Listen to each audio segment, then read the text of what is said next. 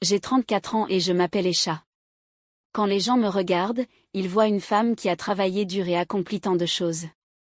J'ai un bon travail, ma propre maison et le genre de vie que beaucoup diraient de réussite. Mais au fond, mon cœur est vide. Vous voyez, alors que j'étais occupée à gravir les échelons du succès, il y a une partie de ma vie qui a toujours ressemblé à un puzzle avec une pièce manquante, l'amour. Je n'ai jamais été en couple, pas une seule fois. C'est étrange, n'est-ce pas? La plupart des gens de mon âge ont des histoires d'amour, de chagrin et de romance. Ils parlent de leur premier coup de cœur ou de cette personne qui a fait battre leur cœur, mais pour moi, il n'y a rien.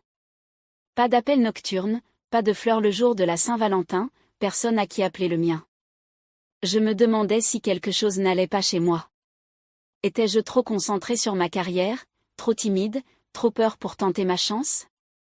Au fil des années, j'ai vu des amis tomber amoureux, se marier et fonder une famille, et même si je suis vraiment heureuse pour eux, une partie de moi demande toujours, pourquoi pas moi? Ce n'est pas comme si je n'avais jamais essayé. J'ai eu quelques rendez-vous, mais ils me semblaient toujours gênants, comme si je n'avais pas ma place. Peut-être que j'étais trop pointilleuse, ou peut-être que je n'avais tout simplement pas rencontré la bonne personne. Quelle que soit la raison, les années ont passé et me voici désormais âgée de 34 ans, toujours en attente de ma propre histoire d'amour. Quand je suis assise seule dans ma maison tranquille, je pense parfois à quel point ma vie aurait pu être différente, si seulement quelqu'un était resté, si seulement j'avais ouvert un peu plus mon cœur. Mais les regrets ne changeront pas le passé, et maintenant, alors que je regarde vers l'avenir, je ne peux m'empêcher de me demander, puis-je encore avoir la vie dont j'ai toujours rêvé, même si l'amour n'est pas venu vers moi? Est-il trop tard pour trouver le bonheur sous une forme différente? Pourtant, quelle que soit la manière dont j'essaie de l'expliquer, la réalité reste la même, me voici, la trentaine, sans partenaire ni enfant. Parfois, j'en ressens le poids qui pèse sur moi, surtout quand je vois mes amis publier en ligne des photos de leur famille, fêtes d'anniversaire, petits pieds qui courent partout. Ces moments me font réfléchir. L'idée d'avoir un bébé me vient beaucoup à l'esprit ces derniers temps. Ce n'est pas seulement une idée passagère, c'est quelque chose que je porte dans mon cœur depuis aussi longtemps que je me souviens. J'ai toujours rêvé d'être mère. J'imagine tenir une petite main, la douceur de leurs doigts s'enroulant autour des miens comme s'ils savaient qu'ils étaient en sécurité avec moi. J'imagine entendre ce premier douloureux rire, celui qui illumine une pièce et dissipe toutes les inquiétudes. J'imagine regarder un enfant grandir, voir ses petites bizarreries et sa personnalité s'épanouir, qu'il soit calme et curieux ou bruyant et aventureux. Faire partie de ce voyage, guider quelqu'un dans sa recherche de son chemin dans le monde, me semble être la chose la plus significative que je puisse jamais faire.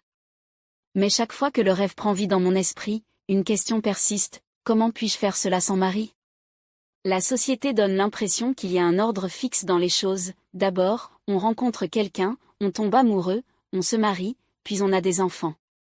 C'est comme ça que c'est censé être, non? Pourtant, me voici sans partenaire en vue et le désir d'avoir un enfant ne fait que se renforcer. Est-ce mal de vouloir autant cela?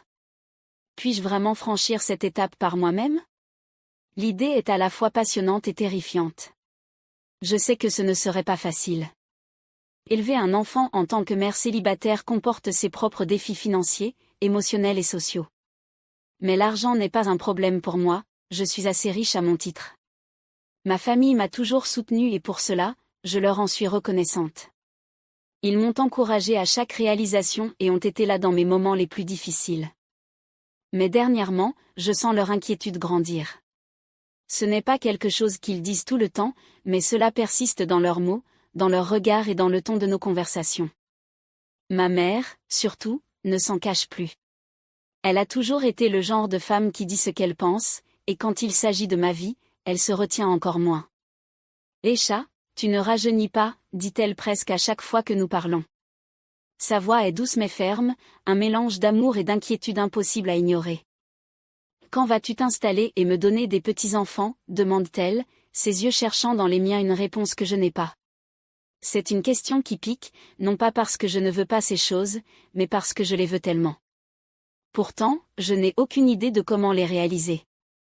Je sais que ces paroles viennent d'un lieu d'amour. Elle a grandi à une époque différente où le mariage et la famille étaient considérés comme les objectifs ultimes d'une femme. Pour elle, mes réalisations ne signifient pas grand-chose si je n'ai pas ma propre famille avec qui les partager. Pourtant, chaque fois qu'elle en parle, je ressens une vague de culpabilité et de frustration. J'ai passé des années à bâtir ma carrière, à travailler dur pour créer une vie dont je peux être fière. Pourtant, à ses yeux, il manque encore quelque chose, et peut-être qu'elle a raison. Il y a peut-être un vide dans ma vie, mais est-ce quelque chose que je peux combler ou est-ce hors de mon contrôle? Je me demande souvent si elle réalise à quel point ces paroles me pèsent. Je l'entends dans mes moments de calme, sa voix résonne dans mon esprit, me rappelant l'horloge contre laquelle je suis censé courir. Mais que puis-je dire? Que j'ai essayé? Que j'ai peur? Que je ne sais même plus par où commencer? Alors, je souris, balayant ses commentaires avec des réponses vagues comme « bientôt, maman » ou « j'y travaille », mais à l'intérieur, je sens la pression monter. J'aime profondément ma mère, mais ces questions me rappellent tout ce que je n'ai pas encore compris, et je ne sais pas comment lui dire que je suis aussi inquiète qu'elle. La vérité est que je ressens aussi la pression. Ce ne sont pas seulement les inquiétudes de ma famille qui me pèsent. Elles sont omniprésentes. La société a cette règle tacite, une chronologie que tout le monde semble suivre. Aujourd'hui, à 34 ans, je suis censée avoir un mari, des enfants et une famille qui m'appartient. C'est comme si ces jalons définissaient le succès, surtout pour une femme. Partout où je vais, les rappels sont là. Lors des mariages, quelqu'un demande toujours « Alors, quand est-ce ton tour ?» Lors des baby showers, les amis sourient et disent « Tu comprendras quand ce sera ton heure ». Même des inconnus me donnent parfois des conseils non sollicités, comme si ma vie personnelle les concernait. Parfois, c'est accablant, comme si je portais ce poids invisible que personne ne voit mais que tout le monde ressent, les regards, les questions, les hypothèses. Tout cela me donne l'impression d'avoir raté une étape ou d'avoir échoué d'une manière ou d'une autre. Et même si je sais au fond de moi que ce n'est pas vrai, il est difficile de ne pas l'intérioriser.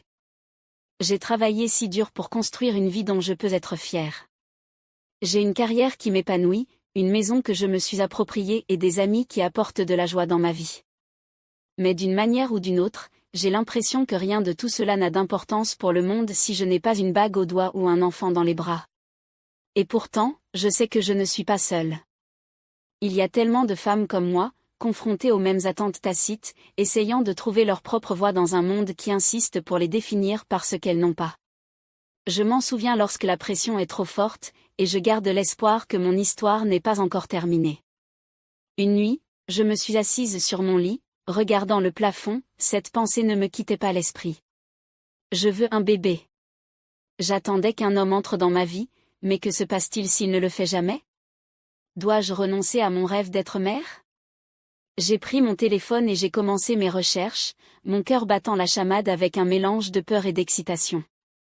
Pour la première fois, je me suis permis d'imaginer la possibilité de prendre le contrôle de mon rêve, de le réaliser selon mes propres conditions. Alors que je tapais des phrases telles que « Comment avoir un bébé en tant que femme célibataire ?» un flot d'options est apparu à l'écran, don de sperme, adoption, maternité de substitution. Chaque choix comportait son lot de défis, mais aussi une lueur d'espoir. Le don de sperme a d'abord retenu mon attention.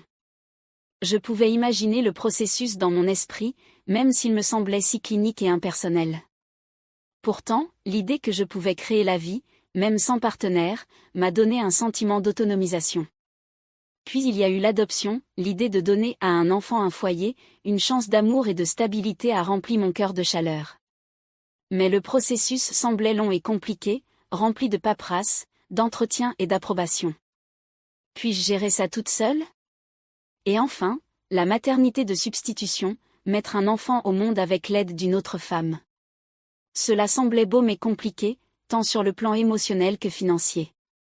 Chaque option me donnait l'impression d'entrer dans l'inconnu, mais cela me rappelait aussi que mon rêve n'était pas hors de portée. J'ai passé des heures à parcourir des sites web, à lire des histoires de femmes qui avaient parcouru ce chemin avant moi.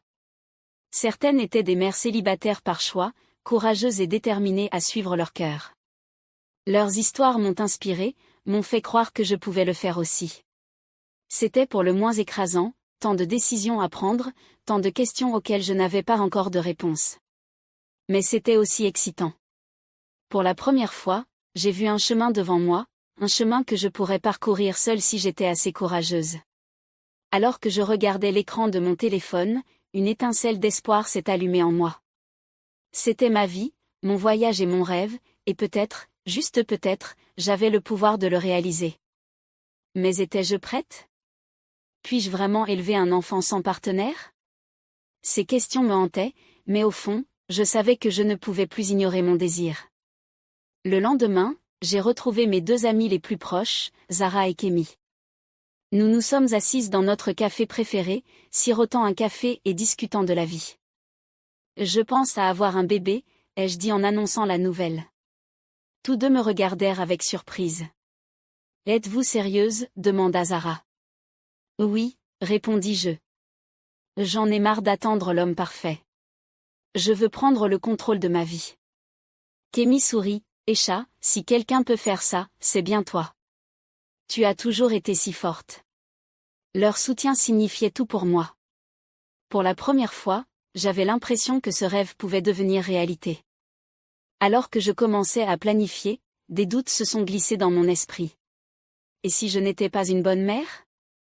Que se passe-t-il si je ne peux pas assumer seule la responsabilité financière et émotionnelle? Un soir, je me suis assise avec un cahier et j'ai écrit toutes mes peurs. Ensuite, j'ai fait une liste de solutions. Si je voulais faire cela, je devais me préparer à tous les défis possibles. J'ai passé des semaines à faire des recherches. J'ai découvert les banques de sperme, les traitements de fertilité et les processus d'adoption. Chaque option avait ses avantages et ses inconvénients, mais j'ai été attirée par l'idée de l'insémination artificielle. Cela me semblait être le chemin le plus simple. J'ai pris rendez-vous avec une clinique de fertilité pour en savoir plus. Entrer dans la clinique pour la première fois était angoissant. La salle d'attente était calme et je ne pouvais m'empêcher de me sentir mal à l'aise. Mais lorsque le médecin m'a accueilli avec un sourire chaleureux, je me suis sentie un peu mieux. Nous avons parlé de mes antécédents médicaux, de mes objectifs et du processus d'insémination artificielle. C'était accablant mais aussi stimulant. L'étape suivante consistait à choisir un donneur de sperme. La clinique m'a donné accès à une base de données avec des profils de donneurs. C'était étrange, presque comme une rencontre en ligne. Je cherchais quelqu'un qui était en bonne santé, intelligent et bienveillant. Après des jours de recherche, j'ai trouvé un donneur qui me semblait parfait. Le jour de l'insémination est arrivé et mes émotions étaient partout. C'était un étrange mélange d'excitation et de nervosité, comme si on était à l'aube d'un nouveau chapitre sans savoir ce qui nous attendait. Je me suis réveillée tôt ce matin-là, incapable de dormir, mon esprit s'emballant en pensant à ce que ce moment pourrait signifier pour mon avenir. Alors que je me préparais, je n'arrêtais pas de me demander, est-ce que cela fonctionnerait vraiment? Étais-je sur le point de faire le premier pas pour devenir enfin mère? Cette pensée m'a rempli d'espoir, mais elle m'a aussi fait peur. Et si ça ne se passait pas comme prévu? Et si mon rêve me glissait entre les doigts? Quand je suis arrivée à la clinique, tout me semblait surréaliste. Le personnel était gentil et professionnel, leur attitude calme m'aidant un peu à me calmer. J'ai franchi les dernières étapes, écoutant leurs explications, hochant la tête, même si mon esprit tournait. C'était ça, je faisais vraiment ça. La procédure elle-même a été étonnamment rapide et indolore. Je m'attendais à quelque chose de plus dramatique, mais c'était fini avant que j'aie eu le temps de l'assimiler. Pourtant, je savais que le véritable défi ne faisait que commencer, l'attente. C'était la partie la plus difficile. Chaque jour qui suivait me semblait être une vie. Je ne pouvais m'empêcher de me demander ce qui se passait en moi, si la vie commençait à prendre forme. Chaque petit pincement ou sensation dans mon corps me faisait me demander, est-ce un signe? Cela pourrait-il déjà se produire? Les 2 semaines suivantes m'ont semblé les plus longues de ma vie. Chaque jour était rempli d'un tourbillon d'émotions, espoir, doute, et tout le reste. Je me suis retrouvée à suranalyser chaque petite sensation dans mon corps, me demandant si c'était un signe. Une petite crampe, une vague de nausée ou même une simple sensation de fatigue, je m'accrochais à chacune d'elles comme si elles détenaient la réponse. En même temps, j'essayais de garder mon enthousiasme sous contrôle. Je me suis dit de ne pas trop y lire, de ne pas laisser mes espoirs trop hauts, juste au cas où. Mais peu importe tous mes efforts, la pensée était toujours là, murmurant au fond de mon esprit, et si ça marchait? Et si c'était ça? Je restais occupée, consacrant plus d'énergie au travail et me distrayant avec des livres, des films et de longs appels téléphoniques avec des amis, mais rien ne pouvait me distraire complètement de l'attente. Chaque jour qui passait me semblait une petite éternité et chaque nuit, je restais au lit en me demandant si ma vie était sur le point de changer pour toujours. Finalement, l'appel est arrivé. J'avais regardé mon téléphone toute la journée, sursautant à chaque fois qu'il sonnait ou vibrait. Quand j'ai vu le numéro de la clinique clignoter sur l'écran, mon cœur s'est mis à battre si fort que je pouvais l'entendre dans mes oreilles. J'ai décroché le téléphone avec les mains tremblantes, à peine capable de dire bonjour. La peau avant qu'il parle me parut une éternité. Ma poitrine se serra et je retins mon souffle, me préparant à toute nouvelle. À ce moment-là, j'avais l'impression que tout ce que j'avais espéré, tout ce pourquoi j'avais travaillé, dépendait de leur prochain mot. Mademoiselle Echa, commença la voix à l'autre bout du fil, calme et professionnelle. Mais j'arrivais à peine à me concentrer. Mon corps tout entier était à bout de nerfs, chaque nerf attendant, espérant, priant. C'était le moment qui pouvait tout changer. Vous êtes enceinte, dit l'infirmière au téléphone. Je ne pouvais pas y croire. Les larmes coulaient sur mon visage alors que je la remerciais. C'était ça, mon rêve devenait enfin réalité. J'avais hâte d'annoncer la nouvelle à mes amis. J'ai invité Zara et Kémy à dîner ce soir-là. Alors que nous étions assises autour de la table, j'ai laissé échapper « Je suis enceinte ». Leur visage s'illumina de joie. Zara m'a serré fort dans ses bras. « Echa, c'est incroyable. » Kémy a ri et a dit « Je savais que tu pouvais le faire. Tu vas être une maman merveilleuse. » Entendre leur enthousiasme m'a rassurée. Pour la première fois depuis longtemps, j'avais l'impression d'être exactement là où je devais être. Le dire à ma famille était une autre histoire. Je savais que ma mère aurait des sentiments mitigés, alors j'ai décidé d'annoncer la nouvelle en douceur. Quand je lui ai rendu visite un week-end, je l'ai fait asseoir. « Maman, il y a quelque chose que je dois te dire, je suis enceinte. » Ses yeux s'écarquillèrent, hier sous le choc. « Enceinte? Mais comment? Qui est le père? » J'ai pris une profonde inspiration et j'ai tout expliqué, la procédure, ma décision de le faire seule et à quel point je voulais être mère. Elle resta silencieuse pendant un long moment, puis elle dit, « Echa, je ne comprends peut-être pas ta décision, mais tu es ma fille. Je te soutiendrai. » La première échographie a été une expérience magique. Voir le petit battement de cœur sur l'écran m'a fait monter les larmes aux yeux. Le médecin m'a remis une copie imprimée de l'image, et je ne pouvais pas m'empêcher de la regarder. C'était réel, mon bébé grandissait en moi. Au fur et à mesure que ma grossesse avançait, je me suis lancée dans les préparatifs. J'ai suivi des cours prénataux, lu des livres sur la parentalité et commencé à créer une crèche. Acheter des vêtements et des jouets pour bébé était une expérience surréaliste. Chaque petite tenue que je choisissais me semblait un pas de plus vers la rencontre avec mon enfant. Tout le monde n'a pas compris ou soutenu ma décision. Certains proches, des personnes que je connaissais depuis des années, ont remis en question mon choix d'avoir un bébé sans mari. Leurs inquiétudes étaient enveloppées de jugement, et cela me piquait chaque fois que je l'entendais. « Echa, tu ne penses pas que l'enfant aura besoin d'un père ?» demandait-il, la voix pleine de doute. Les mots restaient en suspens, lourds de leurs critiques tacites. Au début, leurs questions m'ont fait me remettre en question. Est-ce que j'ai fait une erreur? Est-ce que j'ai d'une manière ou d'une autre volé à mon enfant quelque chose d'important en choisissant cette voie seule? Les doutes se sont glissés dans mon esprit, tourbillonnant comme des nuages sombres. Je me demandais si j'avais fait le bon choix, si j'étais égoïste. Mais ensuite, je prenais une profonde inspiration et je me rappelais pourquoi je faisais ça. Je ne le faisais pour personne d'autre, je le faisais parce que je voulais être mère. J'avais l'amour, la stabilité et la volonté de fournir un foyer rempli de chaleur et de soins.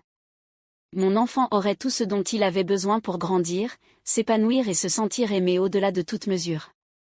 Je ne faisais pas ça seule au sens traditionnel du terme. J'avais une famille et des amis qui m'aimaient et me soutenaient même s'ils ne comprenaient pas complètement. J'avais une communauté de personnes qui seraient là pour moi et mon enfant, et cela comptait plus que tout. Leurs paroles font encore parfois mal. C'était difficile d'écouter des gens qui ne comprenaient pas, qui ne voyaient pas l'amour que j'avais à offrir. Mais au fond, je savais que ce qui comptait le plus était l'amour que je pouvais donner. Mon enfant le saurait, le ressentirait chaque jour, et c'était tout sur quoi je devais me concentrer. L'amour ne consistait pas à avoir une famille parfaite. Il s'agissait de personnes qui se sont présentées et qui se souciaient, qui ont fait l'effort de donner et qui n'ont jamais cessé d'aimer.